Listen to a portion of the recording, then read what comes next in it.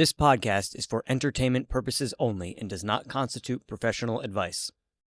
The views, thoughts, and opinions expressed are the speaker's own and do not represent the views, thoughts, and opinions of their affiliated organizations.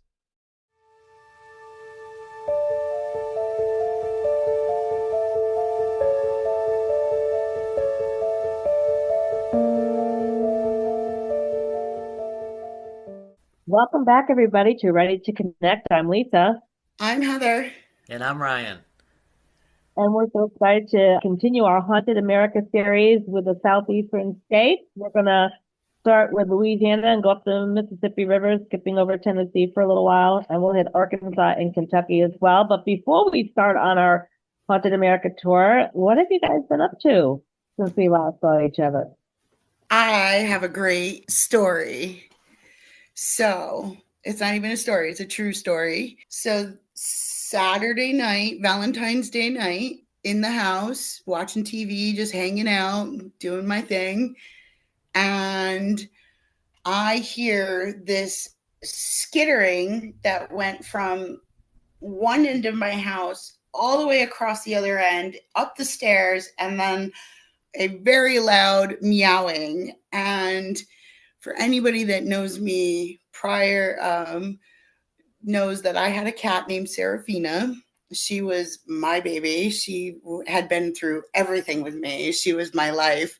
And yes, I did lose a little girl, the other cat the other week, but this was definitely Serafina. Serafina was well known for just ripping the rug all the way across the house and flying up the spiral staircase on the wood floor and just meowing at the top of her lungs. And she would run into the bedroom, jump on the bed, and then jump off the bed. And this is exactly what I heard.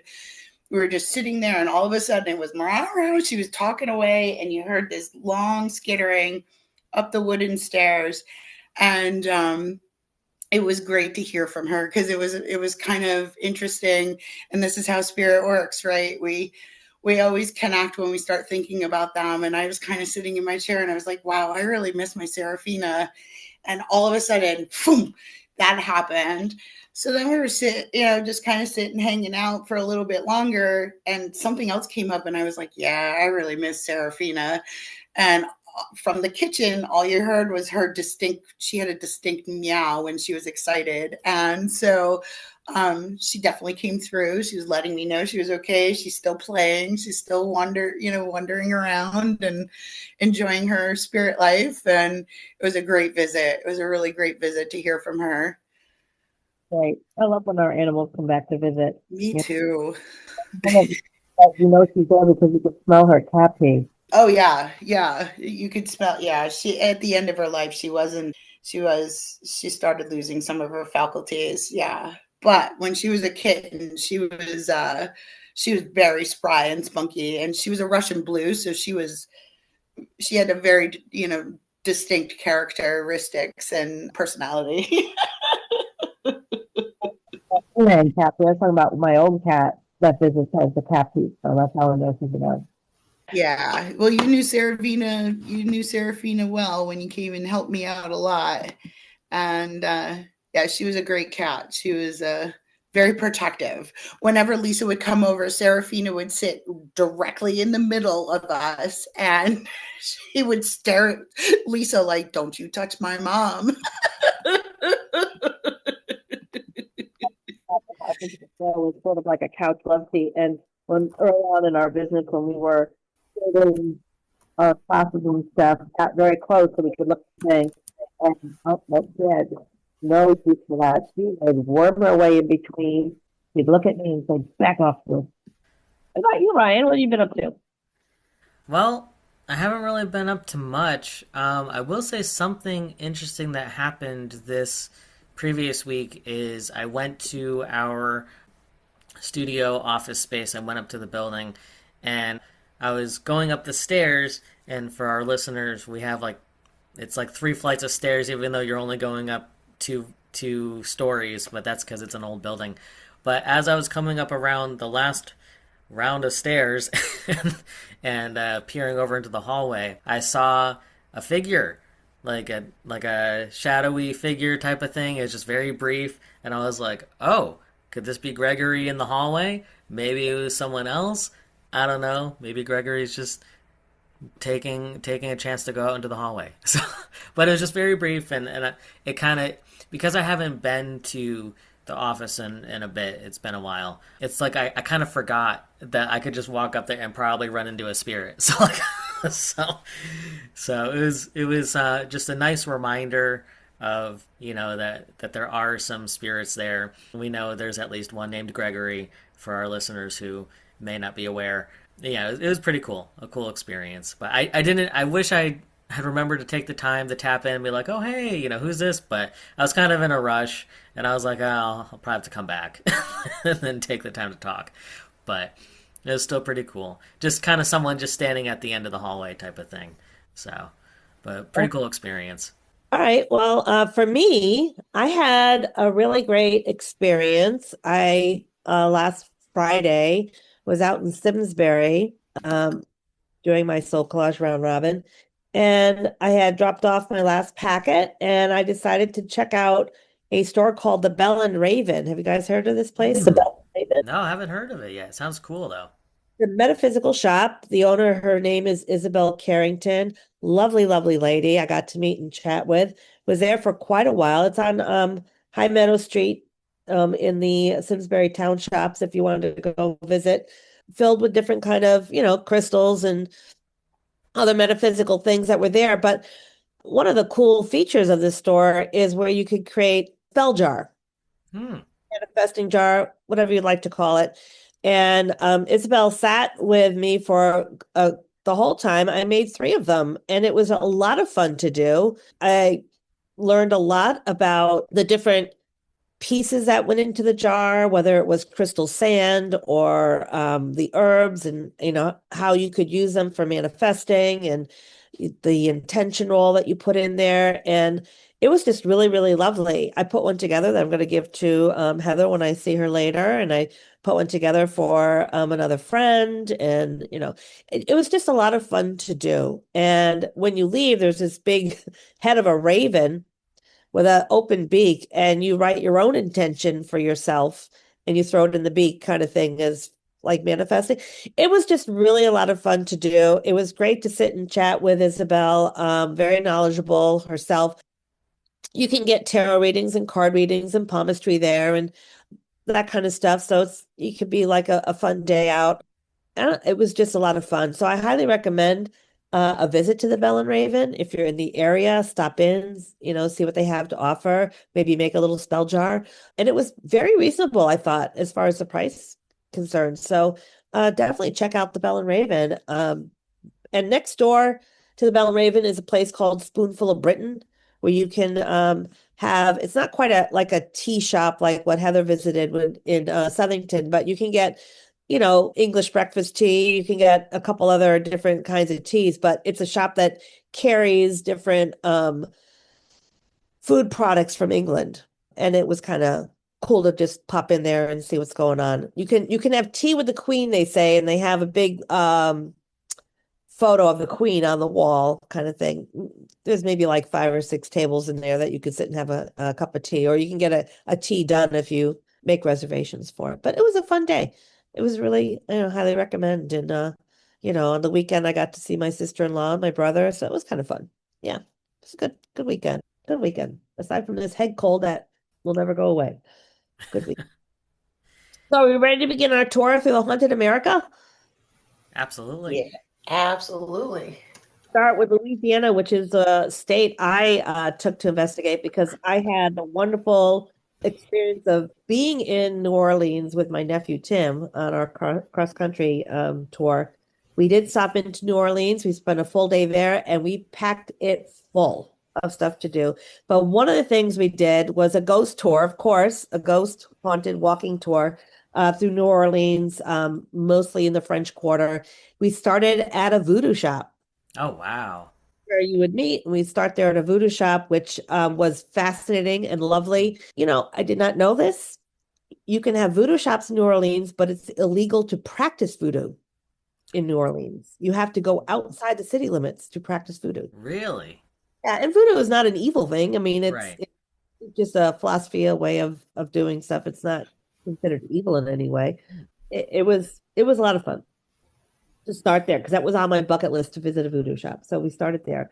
And ours was a walking tour, not necessarily through the different homes and stuff, but by them and to chat about the stories that happened there.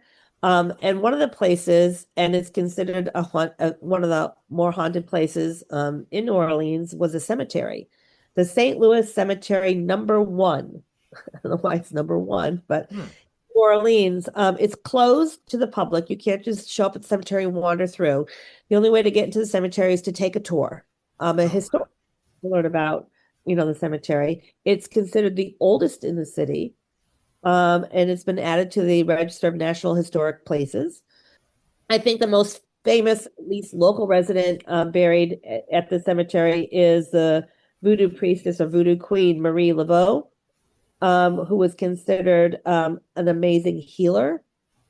And many people would come to her for healing.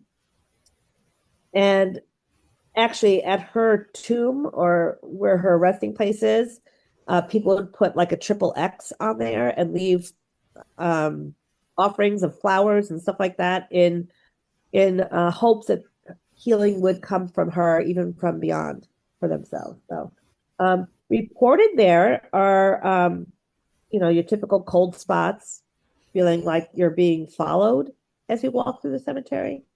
Shadowy figures are known to be seen and lurking, even if you're walking by the cemetery, not in it. People have seen shadowy figures inside the cemetery. In fact, there's been a couple reports of these figures like running up to those who are passing by, kind of like spooky. There's been this is kind of creepy, eerie knocking sounds from inside the tombs. Oh, wow. So I don't know if that could be an animal inside the tomb or whatever. But those are what's been reported. We did walk by it. Obviously we didn't get the tour in it. I think they must run ghost tours at night in there, but that wasn't part of what we were doing. But yeah, it was an interesting place. One of the other stops that we had was, this is really kind of nasty. The Lalaurie mansion. It's in the French Quarter. It was built in the 1830s. Was owned by a very influential French Creole woman named Delphine Lalaurie. She was very well respected, and she threw big, lavish parties, right? Come to find out, in this mansion, a fire swept through the house. When the firefighters went there, they discovered up in the attic chained and brutally tortured enslaved people up in this attic. Wow. Not just adults, but children. Apparently, she had been torturing hundreds of people and children in this mansion.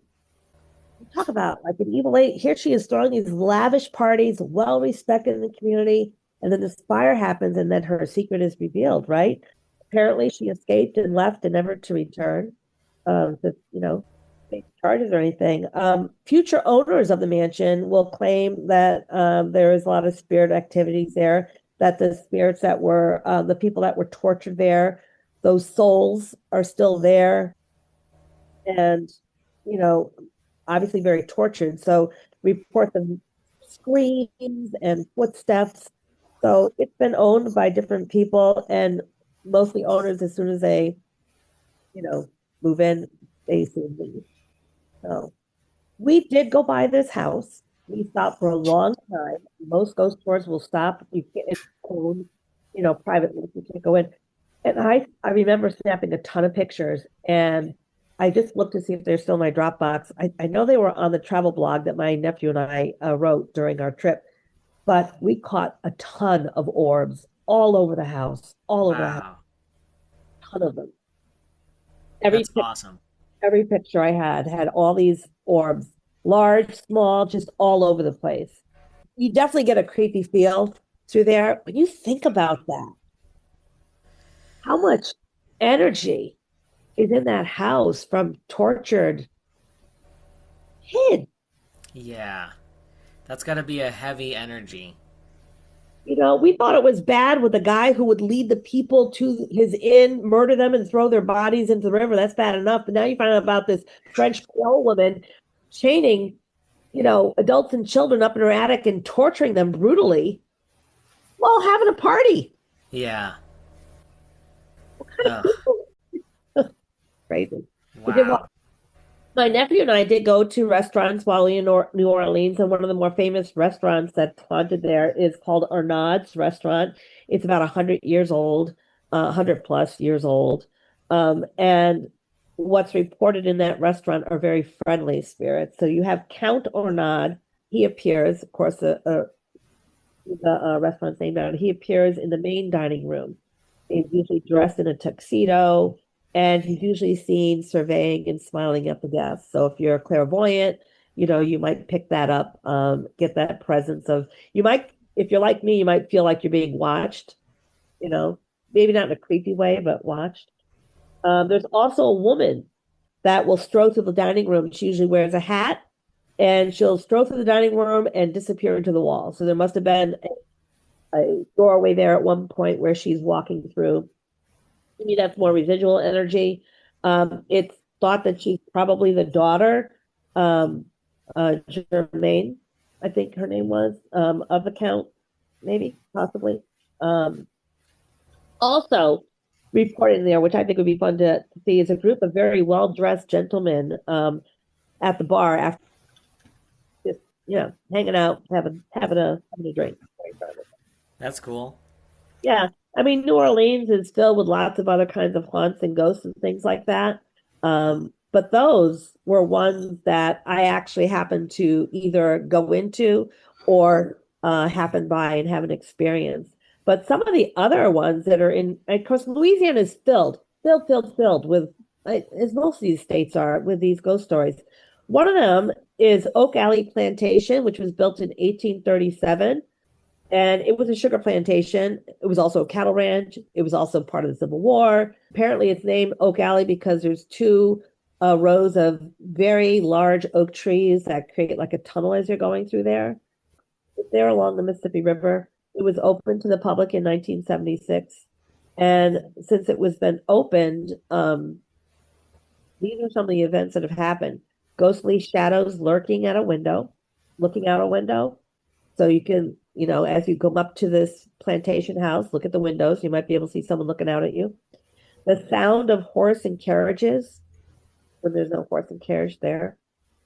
Lights will flicker, sounds of footsteps, and not to disappoint, there is a lady in white that stands on the balcony gazing at the river. Awesome. Perfect.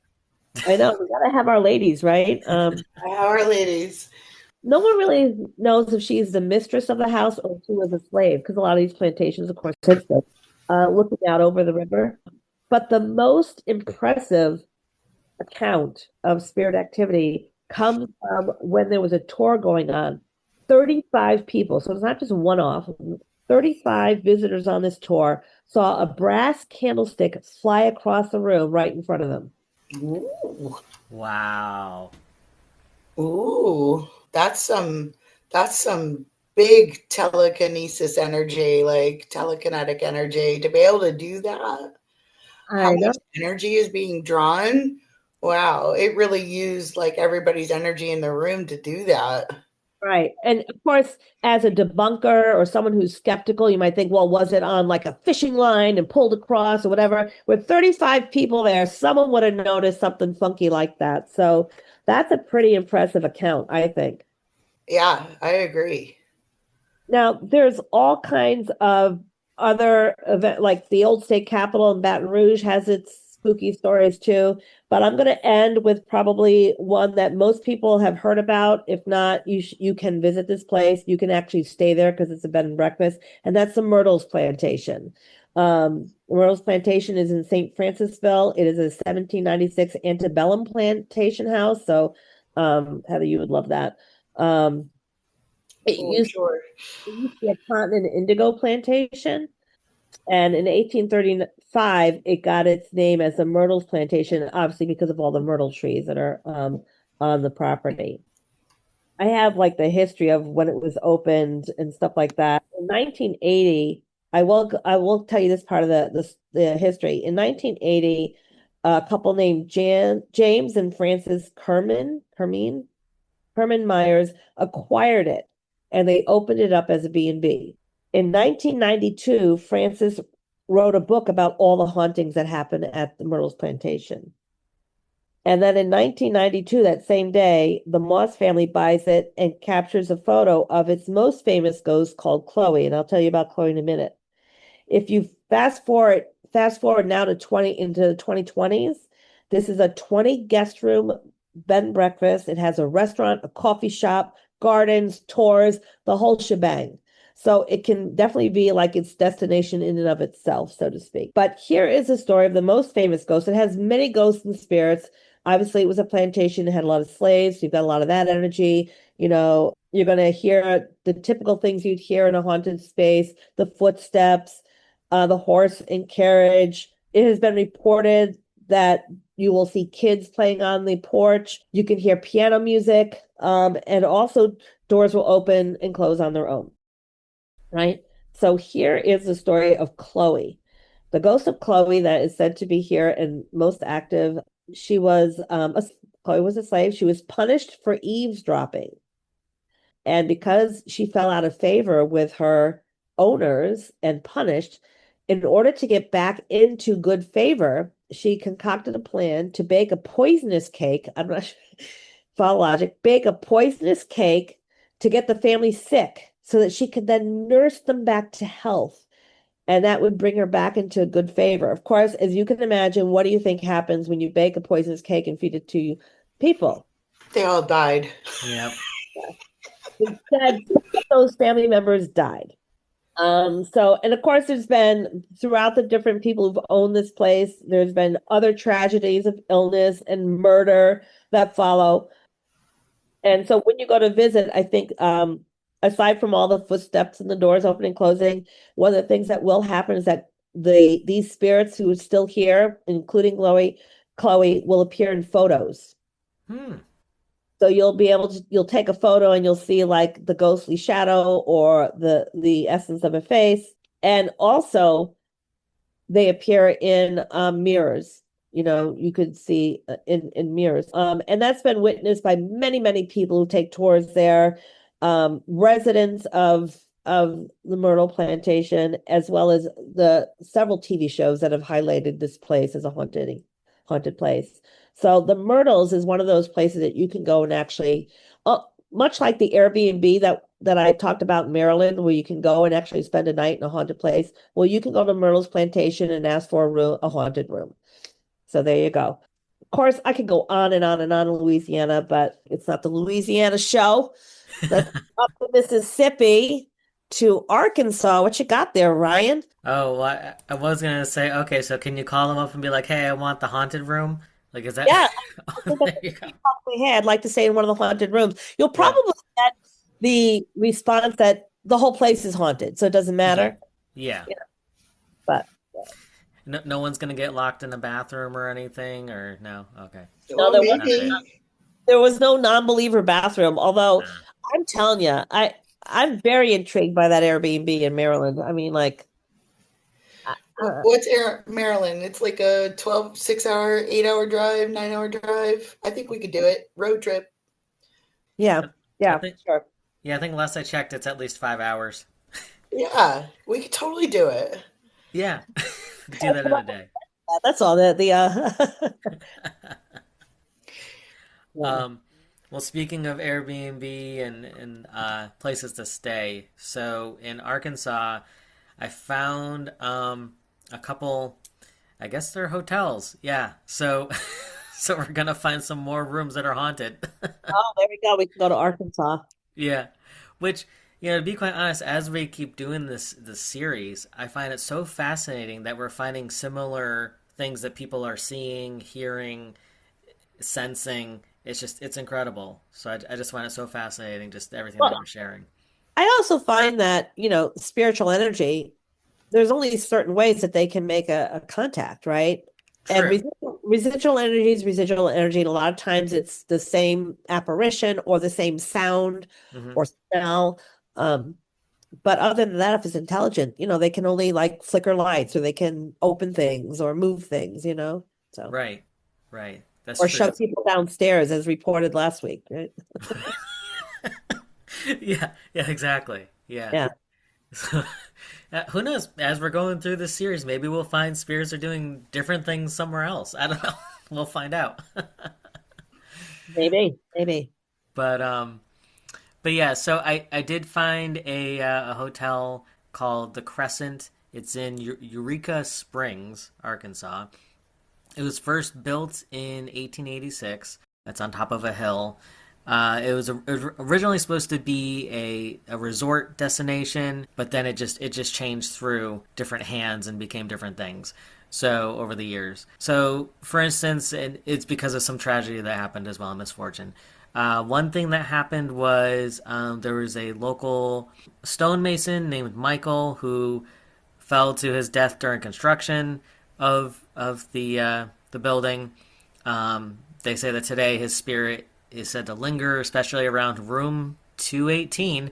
So, because that's the site where he fell, so his spirit may still be there.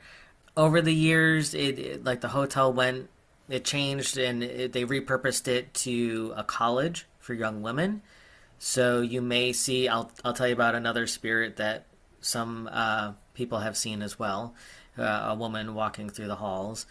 And then lastly, it also became a hospital because in 1937, Norman G. Baker, a self-proclaimed doctor without a medical license, he there we go, bought the building and turned it into Baker Hospital, claiming that he could cure cancer with his own treatments. So many patients did not leave the hospital because under his care they didn't survive. They Um, weren't cured. no, they Shocker. were not. He was probably serving like cocaine elixir. Yeah, there you go. Possibly wouldn't surprise me. I Um, mean, back in the day, right? yeah, That's what a lot of the apothecary was. Even sure. right up into what the 50s or 60s, where Coca-Cola was still putting cocaine in their soda. So yeah, Oh yeah, yeah. come I on by for your dose of cocaine. yeah, exactly. Yeah, it's like, oh, okay, you have a toothache. Here's some cocaine. So Exactly. It'll take care of everything yeah, and make the tooth fall out. yeah. There you go. So I guess that cures Yeah, it. the disease is right. Yeah. um, so some people have found bones, bottles of fake medicine, surgical equipment from that era. It was uncovered at the property. So, yeah, I found that interesting. It'd be But, really cool to find an old piece of glass, though. mm, Old glass is so cool to find, right? Antique wise. oh, Yeah. yes. Yeah, I know that would be cool to find that.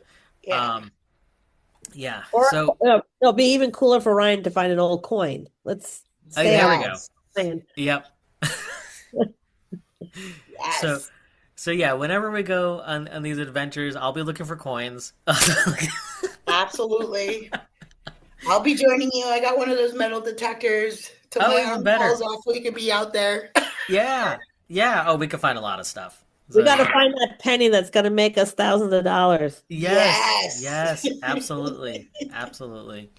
Yep. I can talk about it at another time of different coins we could be looking for, but but not during this episode. So it could take a whole other hour. Anyway, so I just explained to my parents over the weekend about a quarter that they could be looking for. But anyway, so some ghosts or spirits that have been found on they have had ghost tours, paranormal investigations at this place, and there's been some sightings, and there's been a couple spiritual figures that are tied to this place, so they're tied to the Crescent. So that first ghost that I mentioned, Michael the stonemason, once again, he's located usually around room 218 and in the nearby hallways. Guests also report that he flickers the lights, there's doors slamming, cold spots, and once again the sensation of being watched.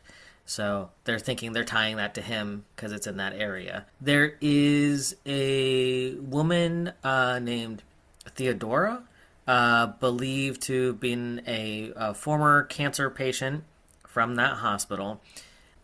Housekeepers and guests claim that she appears around room 419 they see her often like tidying up some things, or sometimes they see her fumbling with keys and then she disappears.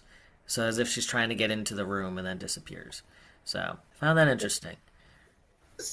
Question. Hmm. So she was a patient or she worked there? That's what I'm wondering too. They're saying she was a former cancer patient.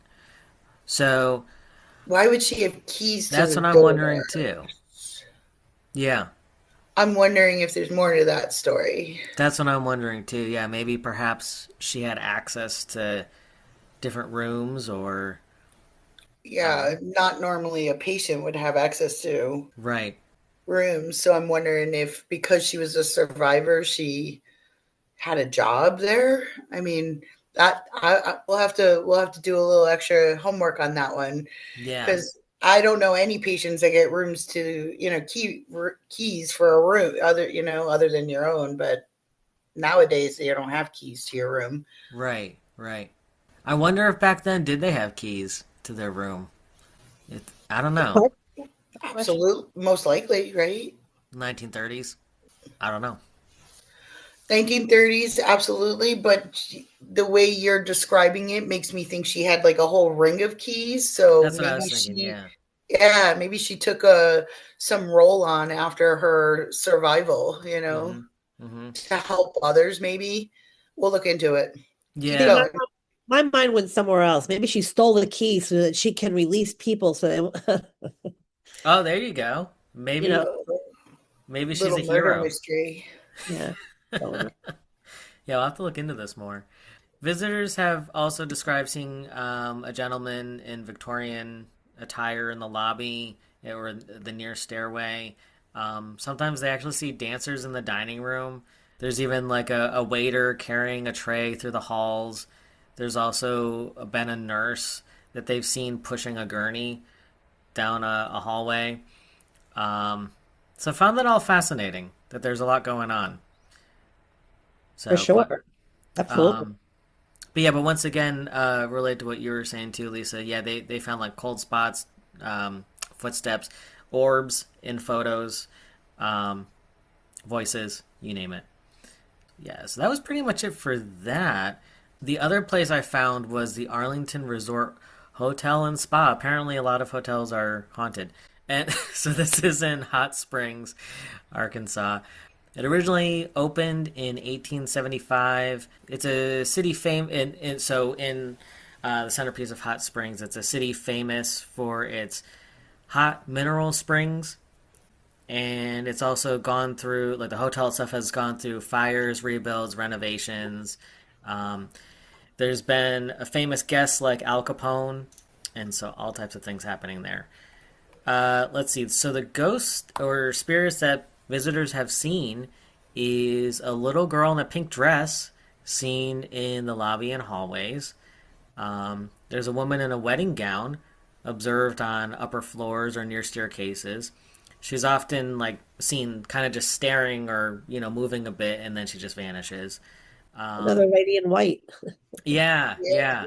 There's a bellman in the period uniform walking the halls, especially on the fourth floor. And then there's a man in a black suit who appears in the laundry area.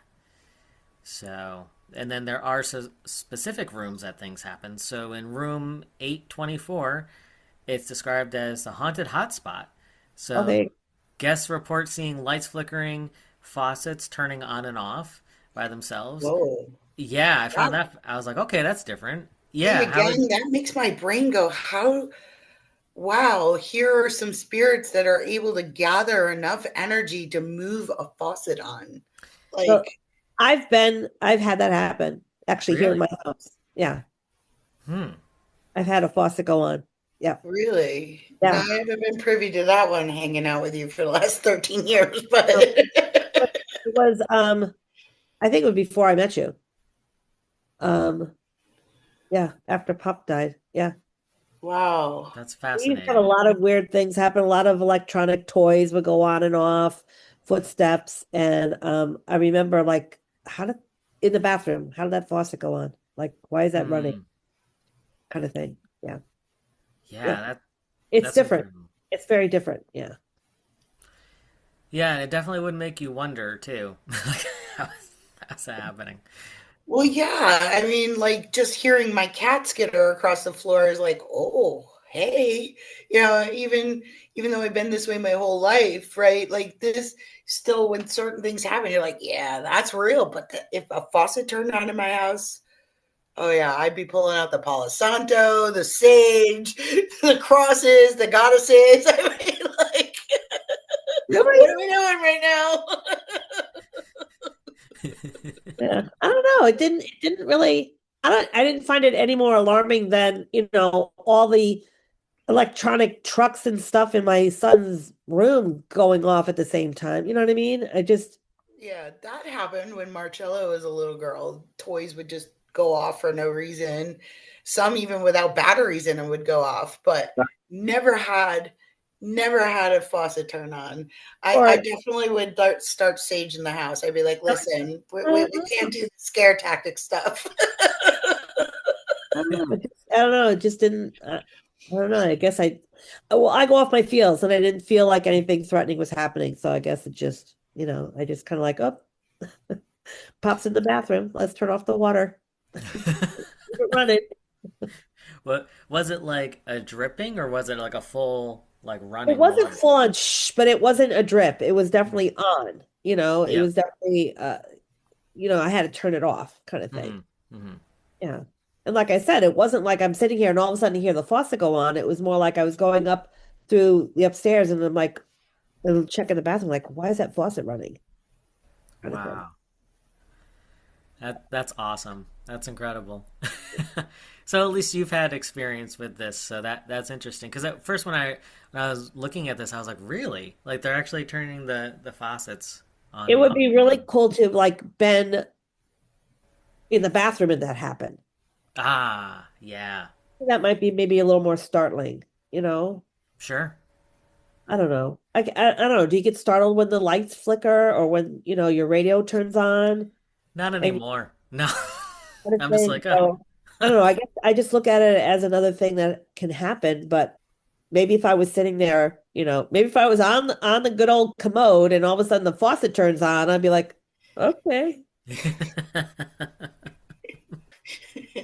I'll wash my hands, I promise.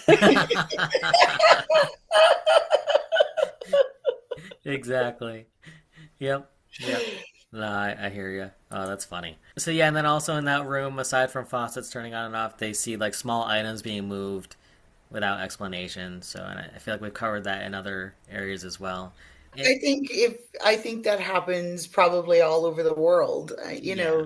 Little things can move, or mirrors or pictures tip, or just to get your attention. I mean, even in the 13 years that Lisa and I have been doing readings together, we often can pull in like, certain curtains in the kitchen windows, or a specific place grandpa used to read the newspaper at the table, and that's still happening in their house because it's Hmm. residual energy. So yeah, I mean, we like to think we do things uniquely, but the bottom line is we all eat, sleep, right, and put our clothes on the same way everybody else does. So it's not surprising all over the world. There's little, bits and pieces that are reoccurring.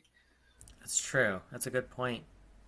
Yeah. I mean, Hmm. even like overseas, Mm-hmm. I can't wait for us to get into like the UK and all the overseas stories, right? Like, it's going to be incredible.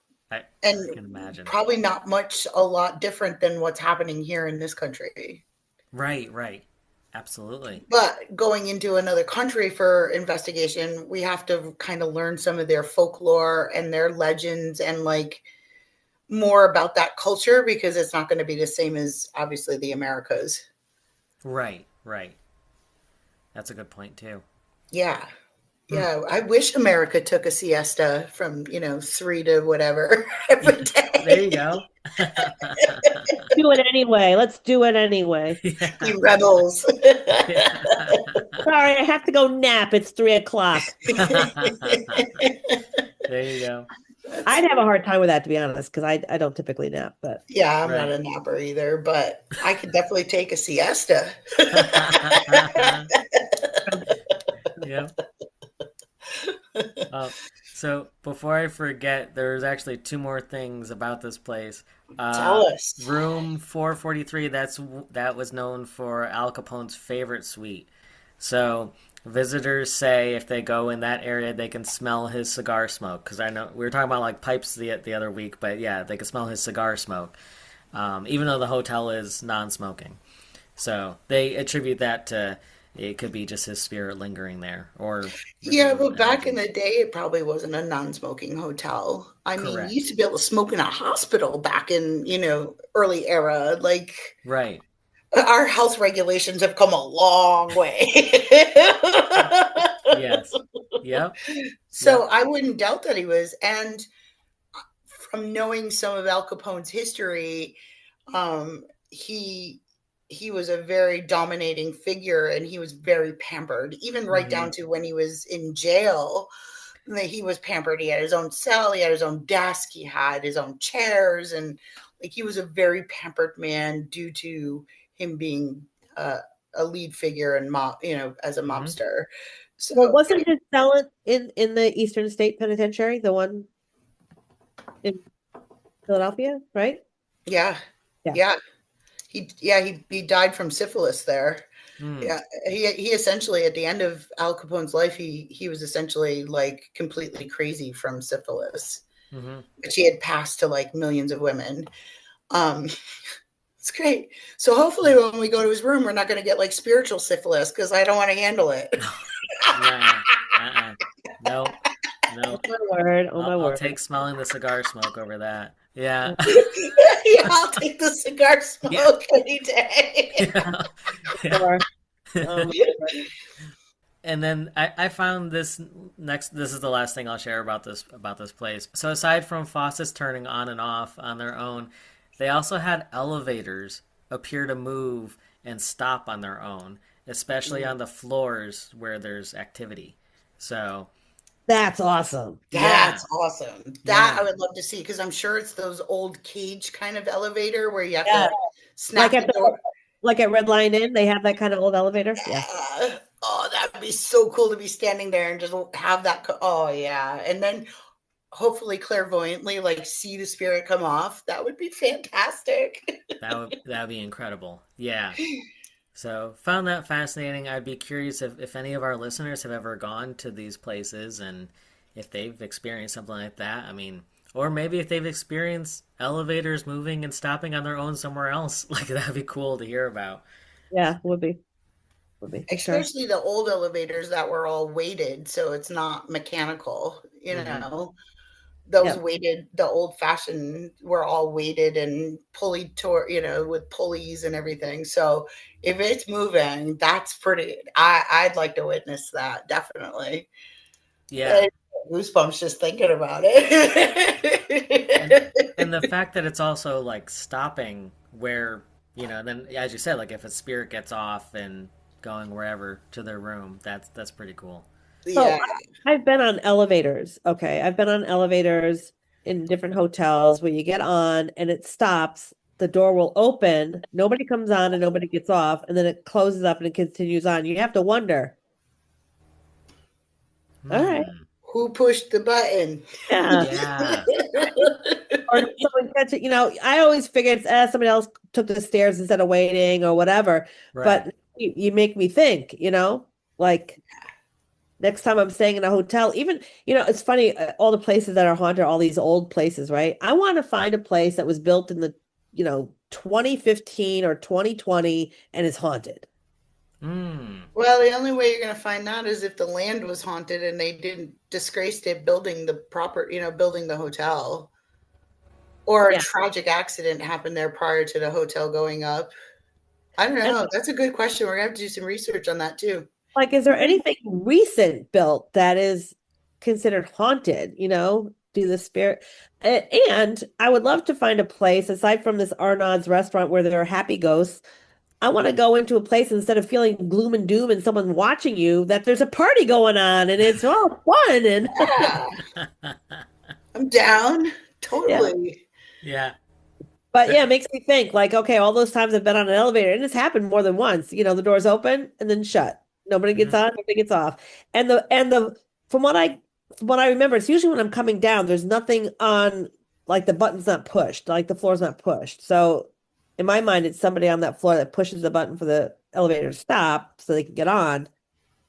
But I just figured they took the stairs instead, kind of thing. But now I'm gonna think about that. I know, Now, like when the doors open, are you gonna look around, see if like step out, look around, see if anyone's there, and then then go back into the elevator? I'd be tempted to oh, do that. would Like you go back who to the pushed it? elevator and be in close proximity to a ghost who just got on? Would Yeah. you? I would, but I mean, Totally. I'd get my voice recorder going and be like, hey, who is this? Who is Hey, it? Who are you? Exactly. Exactly. that reminds me of, I want to say, oh my God, I don't know how many years ago this was. Uh, I don't know if it was on social media or on YouTube or whatever it was, seeing um video captured inside elevators from elevator cameras of like ghostly things happening. I gotta look Ah. it up now. I have a vague memory of that, and I've got to look that up now. That's one thing. Heather, we're gonna do that when you come over. We're gonna look up YouTube videos of elevator cameras. Okay, perfect. I like that. Sounds like a fun afternoon. I have been in an elevator probably in my maybe it was in my 20s. I was definitely either like 18 or 19. And I remember getting into an elevator, and I don't even remember where it was. But now that you guys are talking about elevator stories, I remember getting on an elevator and seeing clairvoyantly this female body all mangled in the corner of Oh, the elevator, and Mm. it was just a figure. It didn't speak to me. It didn't ask for help. There was no even residual other than the imagery was residual. But I found it interesting that nobody would stand in that corner of the elevator Hmm. where we were. We were there for at least a week and a half. So we were obviously using the elevator continuously, and continuously her shadow is like murdered in the corner of this elevator. Um, but nobody would stand in that corner of the elevator. You'd and watch people. you didn't muster up the courage to go stand in that corner? Of course I did, but I Oh, wanted to witness what everybody else was doing if people were picking it up inadvertently. Of course I did. I'm all what about that. happened? What happened? Nothing. Nothing. It was just a figure. Yeah. Wow. But I think people who are not tapped into their all their clairs still have that little kind of like hair on the back of their neck stands up, or deja vu moments, or goosebumps, or just that feeling of, I don't know, like I'm going to stand here instead of there. Right. But it was interesting to watch throughout that, time period of just who wouldn't stand in that corner, Yeah. Hmm. Sure. because they didn't want to step on our poor head, on our poor murdered head. No. Ouch. But I do remember that. That was a long time ago, Wow. obviously. So what else you got, Ryan? You Well, got another haunting? nope, that was it. So, Heather, where did you land with your We're kicking hauntings? it in Kentucky, man. We're kicking it, the bluegrass state. Absolutely love it. Definitely where lots of old bones and lots of decades of, Civil War, and lots of hills and legends and whatnot going on. And of course, just because I took this on and now I don't feel like I can stop, is I had to look up all the lovely ladies of Kentucky Absolutely. and, Yeah. check it all out. And, it's interesting. One lady who came up instantly was the gray lady at Liberty Hall. Oh, we haven't had a gray lady yet. I know. I'm excited. I don't know if I'm going to be able to get a gray push pin though, so we might have to put like little tags of colors. I might have a gray one. Oh, Well, if not, we'll figure out how to mark it all. But this dates back all the way to the 1840s, and there are reports right up until 2024 that I could see that this is actually happening. She was known as a sorrowful woman. She wore lots of beautiful gowns, and she is based around the Civil War kind of going into the Civil War kind of era. But she is from Frankfort, Kentucky, and often said her name is Margaret Varick, and she is the grieving woman tied to this beautiful home. And there are, again, sightings from 1840 all the way up to recent. She is not considered intellectual. She's more considered as residual, but in a lot of the stories I found for her, a lot of people felt like she was benevolent, like that she was kind of that eerie apparition that lurked around the staircases and the windows, and sometimes joining tours that, because you can actually go there to this day for a live tour. But the consensus throughout the stories was that she suffered personal tragic loss, and tragically and emotionally her mind never went back to faith and hope and happiness. And so it's like a natural imprint within the home of her, kind of lurking around, that she's sad, she's looking for who she needs, but because it's residual, nobody can clear that energy. It's not intellectual, so she's not interacting. But I think that's just a reminder that, we have to have hope, we have to have faith. You don't need to go to a church to pray, but you can always have hope if you're not religious. And she lost hope, and it clearly shows in all the stories about Margaret that, it's not like today in the 2026 where we have mental health services. There were none back then in the 1800s, right? And even back then, it shows how important mental health is, but they didn't know what to do with it back then either. But then I moved on, and I went to the Sealback Hilton in Louisville, Kentucky, and it's the Lady in Blue. And I believe we've had several ladies in blue already. We have, yeah. But another lady in blue, her name was Patricia Wilson. She was known as the Lady in Blue. And her legend settles around 1930s. She's known to be the blue lady in the blue gorgeous dress wandering the 8th floor. But everybody says that she's generally accompanied by disembodied cries, which means either you're physically hearing crying in your physical ear, or you're hearing her cry as like disembodied. So it's like almost internal, you're hearing her cries. But everybody that goes in there says there's a very distinctive smell of her perfume, and which was probably all natural back then in the 1930s, but very distinct smells of her perfume. And they say it's because she too had a tragic love story and a tragic death. And she supposedly died in an elevator shaft. Oh, wow. So these elevators, I don't know. Yeah. And it's interesting because there was always speculation that her husband did it. Even though they had reconciled their marriage, she mysteriously later on tragically died in this elevator shaft. So there's a lot of, interesting stories that go around our beautiful Lady in Blue. But she is recorded to be, to make herself, in your eyesight, whether it's with your eyes closed, with your eyes open, you can psychically see her, which I thought was really cool. Then I moved on to the Crybaby Bridge in Sleepy Hollow Road. And this turned out to be like the classic American ghost story. It's said that children had, died. And so by this bridge, so when you go to the bridge, you can hear the cries of children.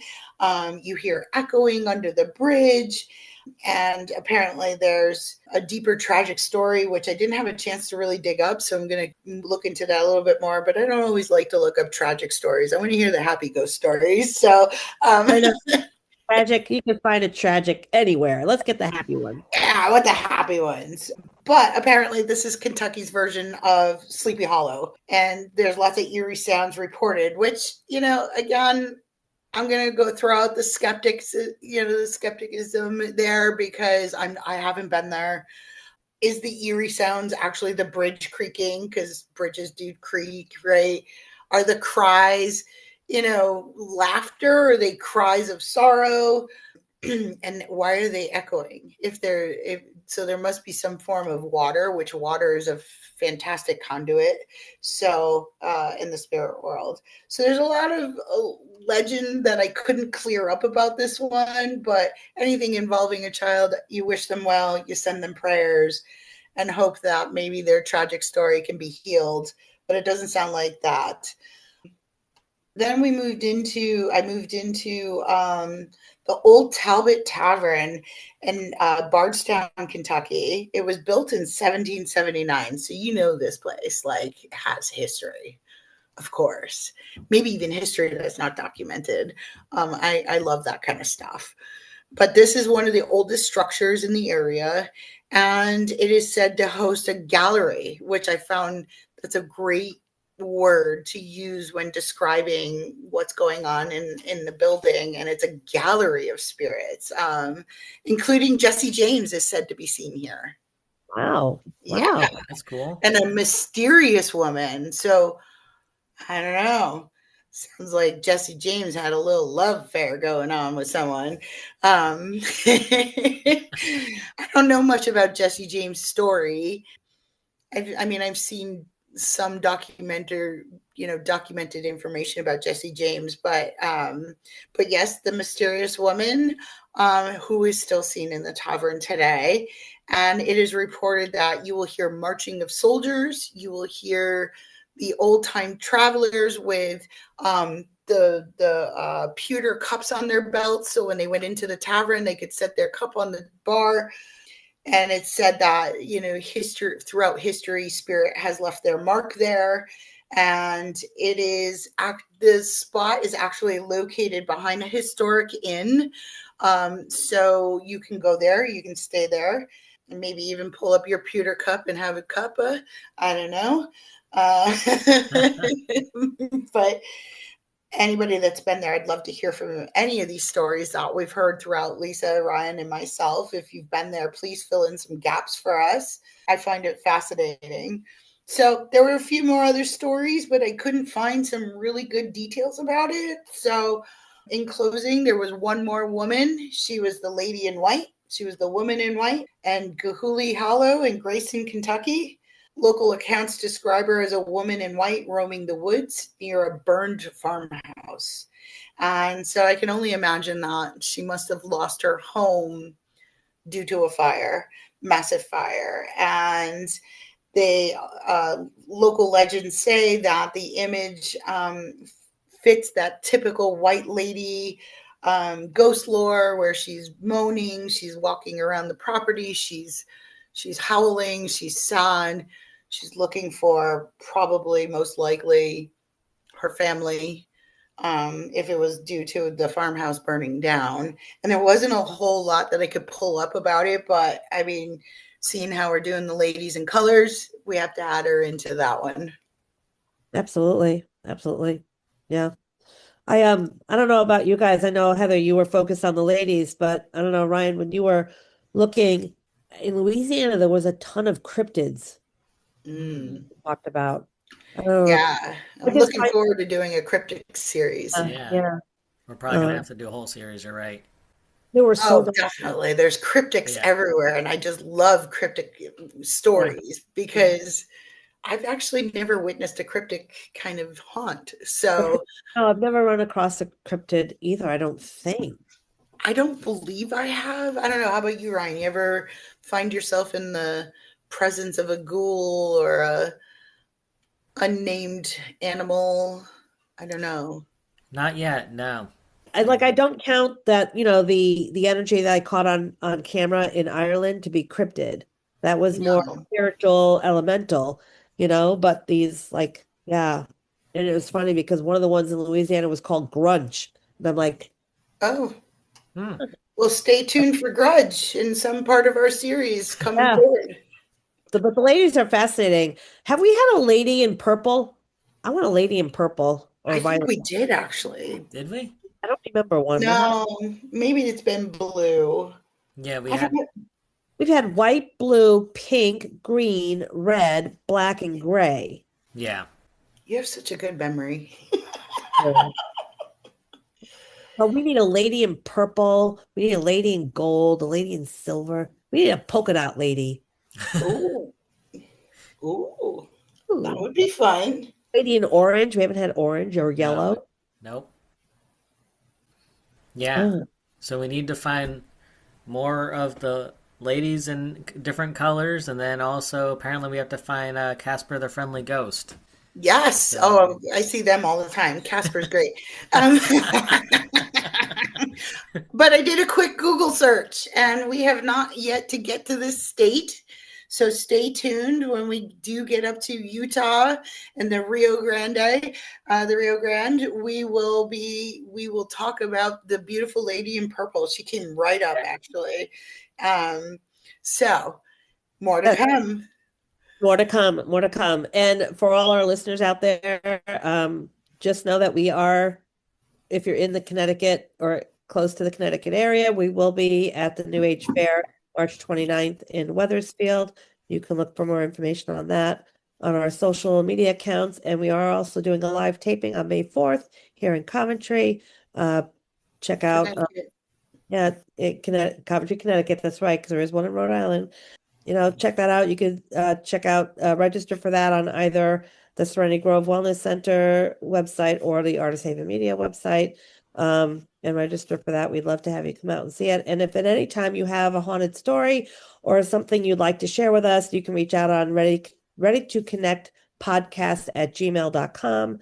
Definitely reach out, or through our socials, reach out. We'd love to hear from you. Yeah. And if you get a affirmation to end with, I grabbed one, if you'd like. Right.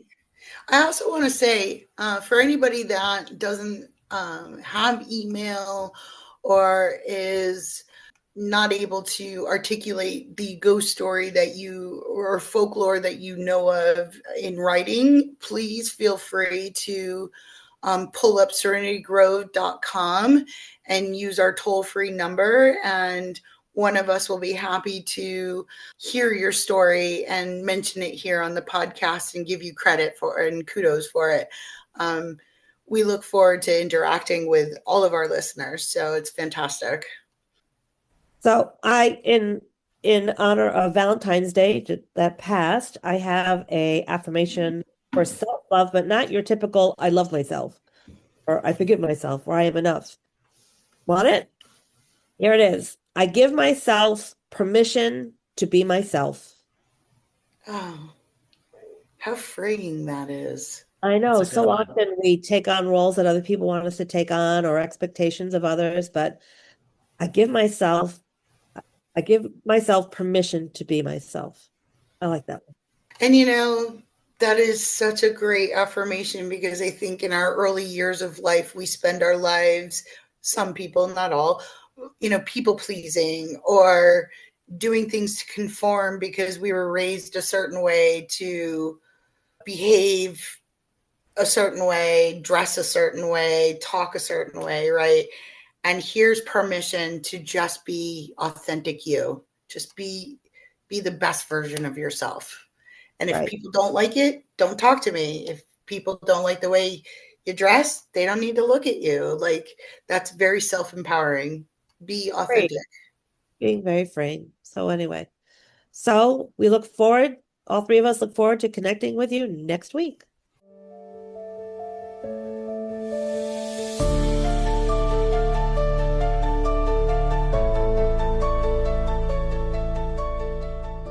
Thank you for tuning in to Ready to Connect. If you're interested in exclusive behind-the-scenes content, be sure to like, share, and follow us on social media by searching for Ready to Connect Podcast on Facebook, Instagram, TikTok, and YouTube. And for those looking to further support our podcast, consider subscribing to our Patreon at patreon.com/readytoconnectpodcast. And until next time, get ready to connect.